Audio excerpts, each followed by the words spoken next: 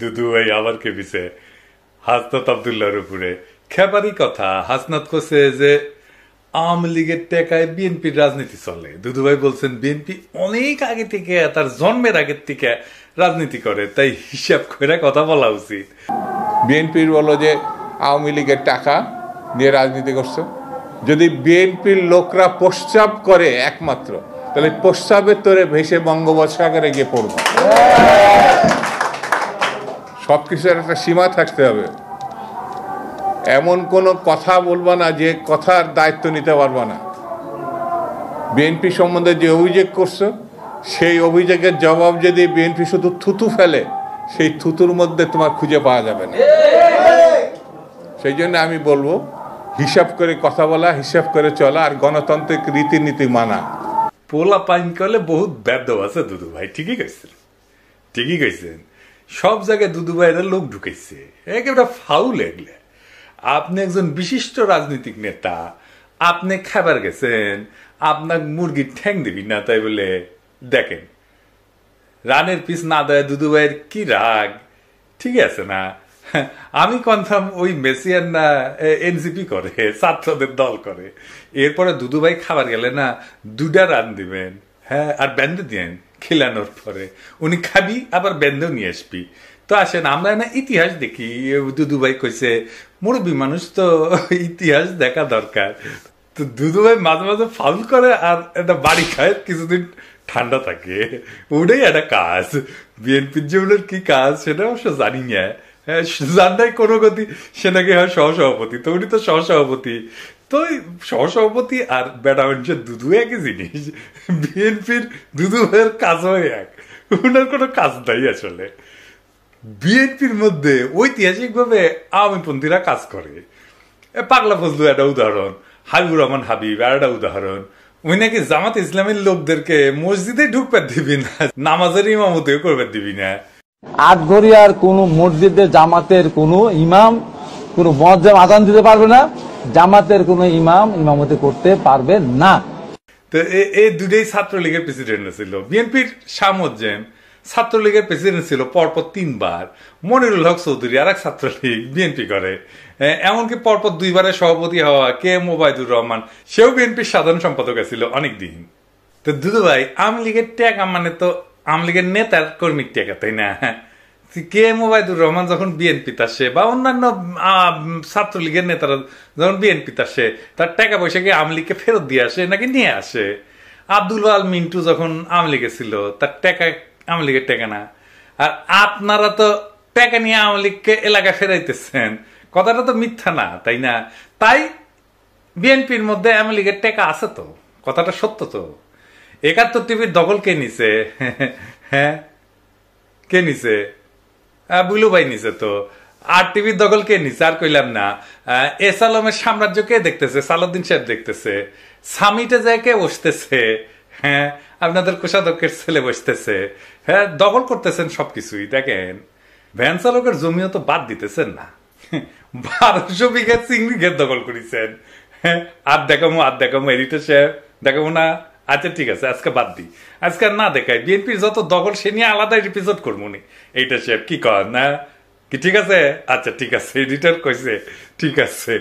তবে দখল নাকি ন্যায্য অধিকার ফিরে পাওয়া, মির্জা ফখরুল বলছে। এটা দখল বলা ঠিক না, আমি বিশ্বাস করি নাই যে এটা কইছে মির্জা ফখরুল ভাই। কিন্তু বিএনপির ভেরিফাইড টুইটার অ্যাকাউন্টে এটার প্রমাণ আছে। দেখেন এডিটর সাহেব, দেখে দেন এটা যে ভেরিফাইড টুইটার অ্যাকাউন্ট, এটা দেখে দেন। আওয়ামী লীগের মিছিল করে দিতেছে আপনাদের লোক। আওয়ামী লীগের লোক ছাড়া আপনাদের বিএনপির কার্যালয়ের উদ্বোধন হয় না। দেখেন যে কটা জায়গায় আওয়ামী লীগ মিছিল করেছে সেইগুলো স্থানীয়ভাবে বিএনপির টাকা দেওয়া হচ্ছে, আমরা খবর পেয়েছি। আমাদের কাছে সব খবর আছে। 2-1 জায়গায় বিএনপি ধাওয়া দিচ্ছে সত্য, তবে এগুলো স্থানীয় অ্যারেঞ্জমেন্ট। আমি জানি না টাকা না পেয়ে ধাওয়া দিচ্ছে কিনা, সেটাও হইতে পারে। আমার ক্ষুদ্র ভ্রাতার ভগিনী দেখই আওয়ামী লীগ এখন নিষিদ্ধ সংগঠন। মিছিল করতে দেখলে একাই আগায় যাবেন, একা থাকলেও ধাওয়া দিবেন, একা ধাওয়া দিবেন, 2 হাতে 2টা ইটা নিবেন, ইটে নিয়ে ধাওয়া দিবেন। এটা মিছিলে ধাওয়া দিয়ে দেখেন, এগুলো ভিতর ডিম। আপনি একলা ধাওয়া দিলে পলাবে, লিগে রাখতে পারেন, মাইরা হাড্ডি গুঁড়া গুঁড়া করে তেনা বানায় দিবেন, কিচ্ছু হবে না আপনার। নিষিদ্ধ ঘোষিত দলরে মারি দিচ্ছেন, বাড়ি দিচ্ছেন, কিচ্ছু হবে না। আমি দায়িত্ব নিলাম, কিছু হইলে আমাকে কবেন, আমি দেখবো। আসলে বিএনপি হয়েছে কি, বিএনপি করে আওয়ামী লীগ, বিএনপি আওয়ামী লীগ করিচ্ছে, এই বিএনপির আওয়ামী লীগ করা নিয়ে কথা বলি।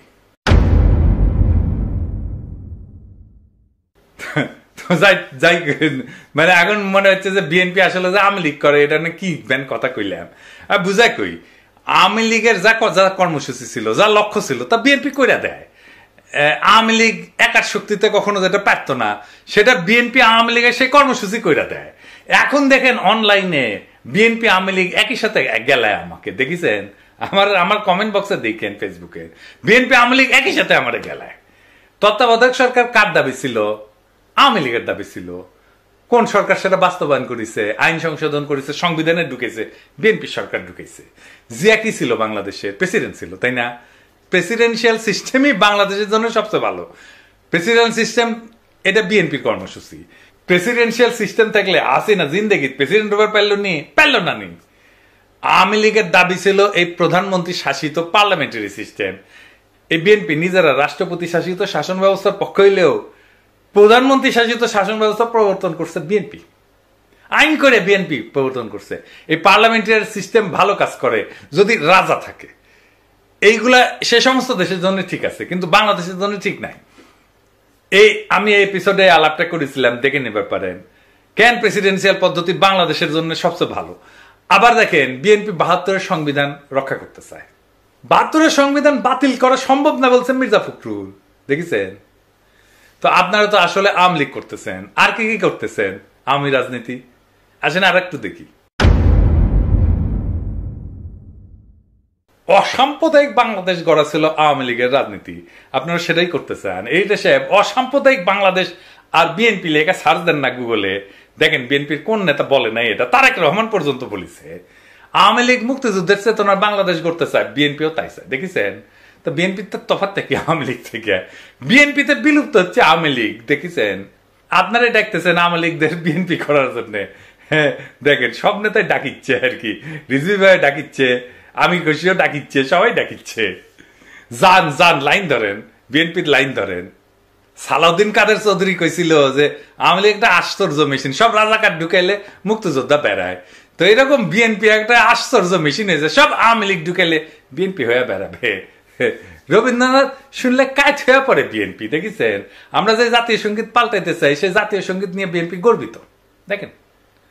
তারেক রহমান কইছে, কি আর বলবো, এই রবীন্দ্রনাথ বাংলাদেশে ইন্ডিয়ার আওয়ামী লীগের একটা পলিটিক্যাল প্রজেক্ট, সেটারে ঊর্ধ্বে তুলে ধরে বিএনপি। এখন বিএনপি আওয়ামী লীগের লোকেরা এসে খাও খাও করে ধরবি, আপনি না রবীন্দ্রনাথ নিয়ে বই লিখেছেন, আমি একটা কেন আমি ১০০টা বই লিখমু, তাতে কি যায় আসে?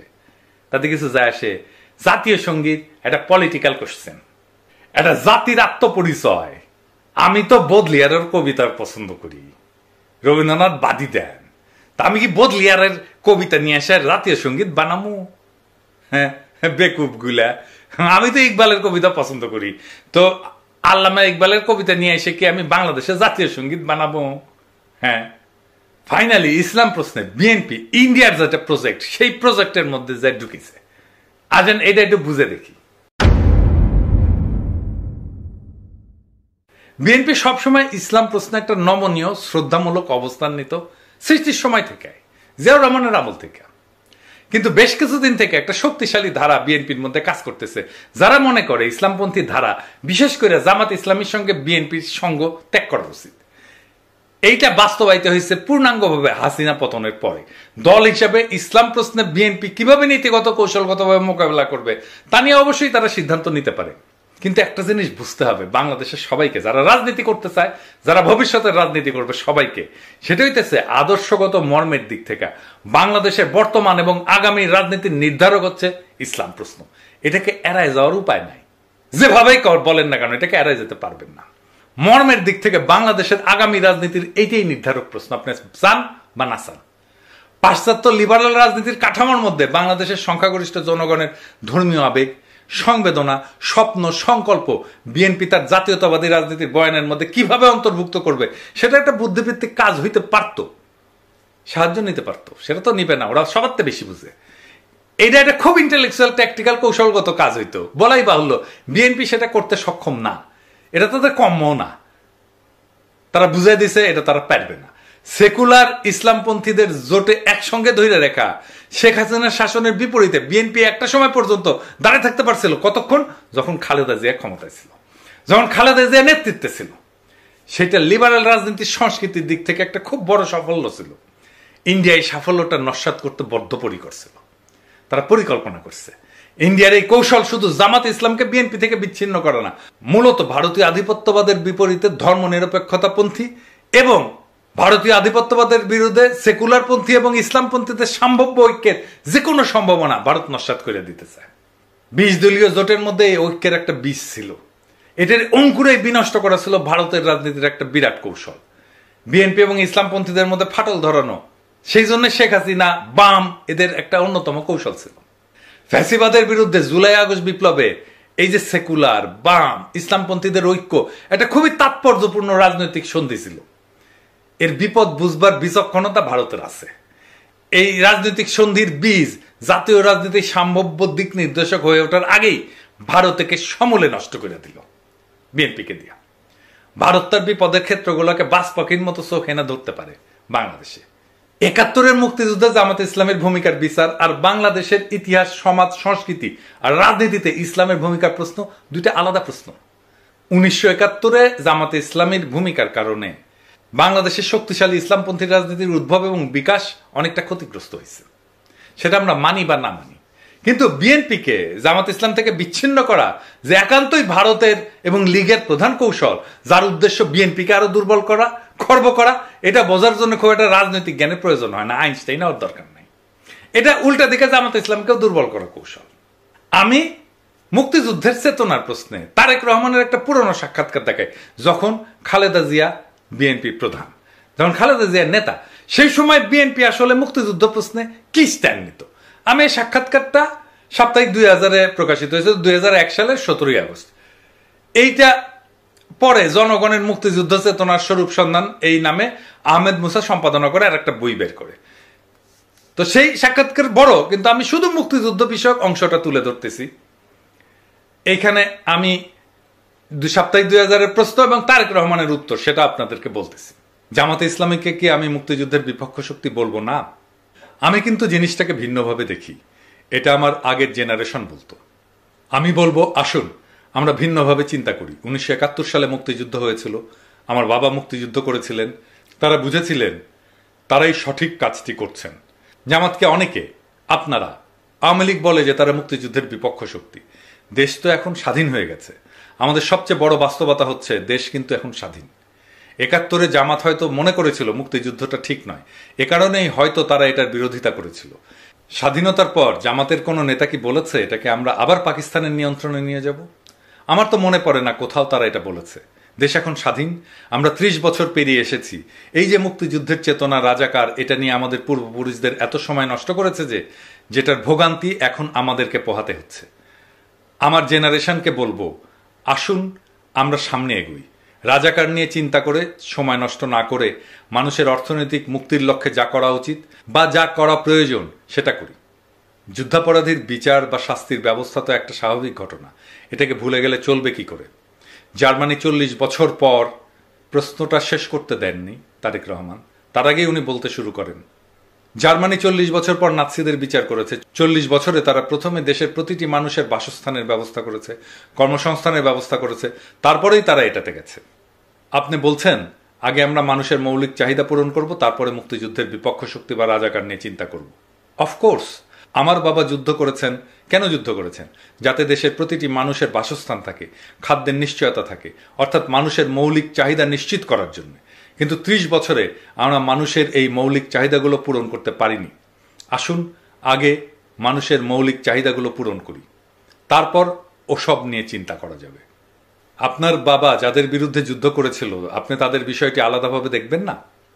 আমার বাবা কারো বিরুদ্ধে যুদ্ধ করেননি, তিনি যুদ্ধ করেছিলেন মানুষের মৌলিক অধিকার নিশ্চিত করার জন্য। কিন্তু আপনি আদর্শ প্রশ্নটা শেষ করতে দেননি সাপ্তাহিক 2000-কে। তারেক রহমান তার আগেই বলা শুরু করেন, আপনার পেটে যখন ক্ষুধা থাকবে তখন কিন্তু মাথায় আদর্শ কাজ করবে না। আপনার পকেটে যখন চলার পয়সা থাকবে না, আপনি যখন আপনার সন্তানের ওষুধ কিনতে পারবেন না, খাবার কিনতে পারবেন না, তখন কিন্তু কোনো আদর্শ থাকবে না। এগুলো বইয়ে মানায়, বাস্তবে মানায় না। আমরা মুক্তিযুদ্ধের বিপক্ষ শক্তি বলতে যাদের কথা বলছি তারা তো খুবই কম, বিএনপির মতো একটা রাজনৈতিক দল কেন তাদের শেল্টার দেবে? শেল্টার দেওয়ার ব্যাপার নয়, আমরা চেষ্টা করেছি সবাই মিলে একসঙ্গে কাজ করতে, দেশকে এগিয়ে নিতে। এখন বলতে হয় 96 সালে শেখ হাসিনা যখন তাদের সঙ্গে নিয়ে আন্দোলন করলেন, তখন কেন আপনারা তাকে এই প্রশ্ন করলেন না? অবশ্যই শেখ হাসিনাকে এই প্রশ্নগুলো করা হয়েছিল। উত্তরে কি বলেছিলেন শেখ হাসিনা? কৌশলগত মিত্রের কথা বলেছিলেন, কিন্তু এতে তিনি সমালোচনা থেকে রেহাই পাননি।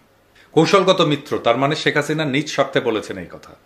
আপনিও তো সেরকমই বলছেন না। আমি সেভাবে বলতে চাচ্ছি না। আমি বলতে চাচ্ছি, আসুন আমরা সবাই মিলে সামনের দিকে এগোই। পেছন নিয়ে আমরা আর কত টানাটানি করব? আপনি জান না, একজন সাধারণ মানুষের কাছে মুক্তিযুদ্ধের যারা বিরোধিতা করেছিল তাদের প্রতি তার হয়তো একটা বিরূপ ধারণা আছে। কথাটা অনেকাংশে হয়তো বা ঠিক, কিন্তু এটাও ঠিক, মানুষ এসব শুনতে শুনতে ত্যক্ত, বিরক্ত। মানুষ এখন নতুন কিছু শুনতে চায়, নতুন কিছু দেখতে চায়। বিএনপি এখন নতুন কিছু বলছে না, ওই পুরনো কথাগুলোই যা আওয়ামী লীগ বলতো সেটাই এখন বিএনপির কর্মীরা বলে, সেটাই এখন বিএনপির নেতারা বলে। বিএনপি নিজেই তার এই অবস্থান মানে না। বিএনপি এখন তারেক রহমানের দেওয়া বক্তব্যের উল্টা কথা বলে। এই বিএনপি কার খপ্পরে পড়ে এই রাজনৈতিক অবস্থান নিল, সেটা কি বিএনপি স্পষ্ট করা উচিত না?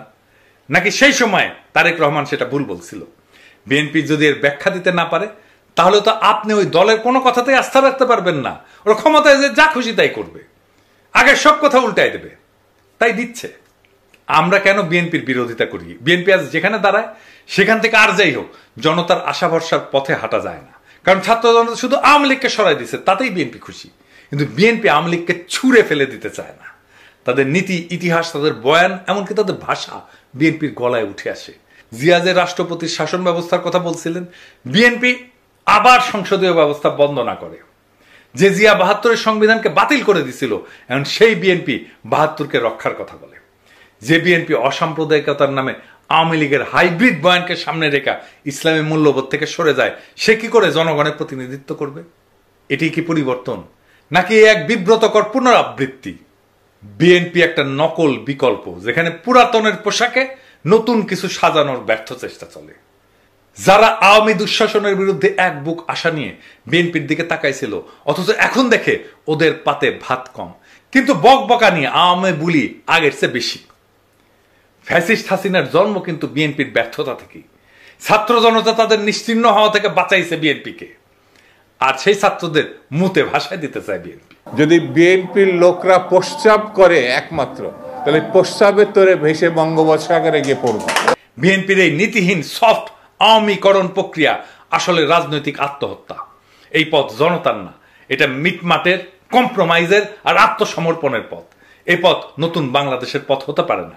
আজ প্রয়োজন নতুন এক প্রস্তাবনার, একটা মৌলিক বিপরীত রাজনীতির, যেখানে ইসলামপন্থী শক্তি, জনগণের জীবন ঘনিষ্ঠ চেতনা আর রাষ্ট্রীয় ন্যায় বিচার এক মোহনায় মিলবে। যেখানে মুক্তিযুদ্ধের মানে হবে না কোনো দলীয় ট্যাগলাইন, বরং জনগণের সত্যিকারের মুক্তির সূচনা। যেখানে ইসলাম ধর্ম হবে রাষ্ট্রের গভীর মূল্যবোধের ভিত্তি, আর যেখানে নেতৃত্ব আসবে জনগণের ভিতর থেকে, সেই নেতৃত্ব যে ভারতপন্থী না। বিএনপির সামনে এখন মাত্র দুইটা রাস্তা খোলা আছে: নকল আওয়ামী লীগ হয়ে মুছে যাওয়া ইতিহাস থেকে, অথবা আওয়ামীকরণ ছুঁড়ে ফেলে সত্যিকারের জনতার বিকল্পে রূপান্তরিত হওয়া। জনগণ ক্ষমা করতে জানে, কিন্তু জনগণ প্রতারণা চেনে। বিএনপি আজকের রাজনীতি জনগণের সাথে প্রতারণা। মনে রাখবেন, প্রতারক আর বিশ্বাসঘাতকদের জন্য জনগণের মন খুলে যায় না, কেবল ঘৃণার দরজা খুলে। মনে রাখেন ইতিহাসের এই হিসাব। ইনকিলাব জিন্দাবাদ।